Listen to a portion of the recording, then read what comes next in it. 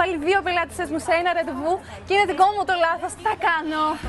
Όλα ξεκίνησαν όταν έκανε ένα ακριλικό και με πήρε η κυρία Μαριάννα να κλείσουμε ένα ραντεβού για τζεκ. Ναι, γεια σας. Ναι, έχω αύριο στις 5. Αγχωμένη εγώ, κατευθείαν σημειώνω στο τευτέρι μου το ραντεβού της και καπάκια με καλή η κυρία Τόνια για να κλείσουμε ραντεβού. Γεια σας. Ναι. Και το πιο τραγικό, εκείνη την ώρα έμπαινε η επόμενη πελάτησα για το ραντεβού και εγώ κατά λάθος σημείωσα και τα 2 ραντεβού την ίδια ώρα. Και από εκεί και πέρα.